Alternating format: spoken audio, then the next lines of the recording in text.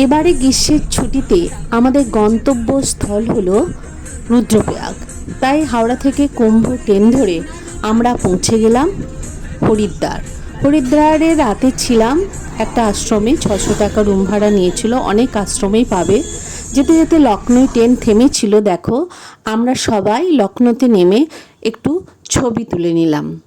এরপর আমরা সকালবেলা তৈরি হয়ে গেলাম ঋষিকেশ যাওয়ার জন্য, কারণ আমরা ঋষিকেশেই থেকেই গাড়ি ধরবো রুদ্রপ্রয়াগ যাওয়ার জন্য। দেখো, এটাই হচ্ছে ঋষিকেশের বাস স্ট্যান্ড। আমরা কিন্তু খুঁজে খুঁজে 3500 টাকায় একটা গাড়ি পেয়ে গেছি। দেখো, আমরা যেতে শুরু করেছি রুদ্রপ্রয়াগ। আমাদের যে পঞ্চপ্রয়াগ আছে তার মধ্যে একটি হলো রুদ্রপ্রয়াগ। হরিদ্বার থেকে 165 কিমি দূরে অবস্থিত। এই রুদ্রপ্রয়াগ যেতে যেতে প্রকৃতির শোভাতে আমরা কিন্তু সবাই মুগ্ধ হয়ে গিয়েছিলাম। দেখো, আমরা রুদ্রপ্রয়াগ পৌঁছে গেছি। আমরা এই কেদারবদ্রী ট্রাস্টের যাত্রীনিবাসে ছিলাম। ভাড়া নিয়েছিল 900 টাকা। দেখো, আমরা তৈরি হয়ে গেছি। এবার কিন্তু রুদ্রপ্রয়াগের সঙ্গমস্থলে যাব। এখানে অলকানন্দা আর মন্দাকিনীর সঙ্গমস্থলই হলো রুদ্রপ্রয়াগ। কেদারনাথ থেকে বয়ে এসেছে মন্দাকিনী, আর বদ্রীনাথ থেকে বয়ে এসেছে খরস্রোতা অলকানন্দা।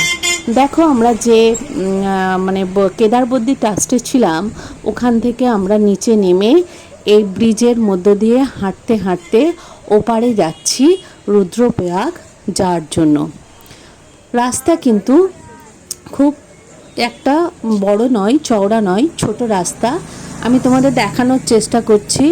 এটা হচ্ছে রুদ্রপ্রয়াগের শহর, আর মোটামুটি ভালোই সব কিছু আছে এখানে।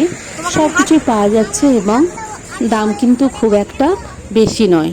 900 টাকায় যে আমরা রুমটা নিয়েছিলাম সেটা অলকানন্দার ধারেই। এই দেখো, আমরা রুদ্রপ্রয়াগে পৌঁছে গেছি। আমি রুদ্রপ্রয়াগের সঙ্গমস্থলে এসে দাঁড়িয়েছি। দেখতেই পাচ্ছ তোমরা, এখানে অনেকেই কিন্তু ছবি তুলছে। এবং দুটো জল দেখো, দুরকম, একটা হচ্ছে অলকানন্দা আর একটা হচ্ছে মন্দাকিনী। কথিত আছে এই দুই নদীর সঙ্গমস্থলে একটা শিলার ওপর নারদ মুনি বীণা বাজাতেন, যা নারদ শিলা নামে বিখ্যাত। এটা হচ্ছে রুদ্রপ্রয়াগের মন্দির, মহাদেব শিব মন্দির, যেটা রুদ্রপ্রয়াগ নাম নিয়েছে। দেখো, এখানে আমরা দুজনে বসে আছি। এখানে নারদ মুনির বীণা বাজানোর মূর্তি দেখো দেয়া আছে, তোমরা কিন্তু দেখতেই পাচ্ছ। আমরা এবার রুদ্রপ্রয়াগ থেকে চলে যাব মাত্র 3 কিমি দূরে অবস্থিত কোটেশ্বর মহাদেবের মন্দির।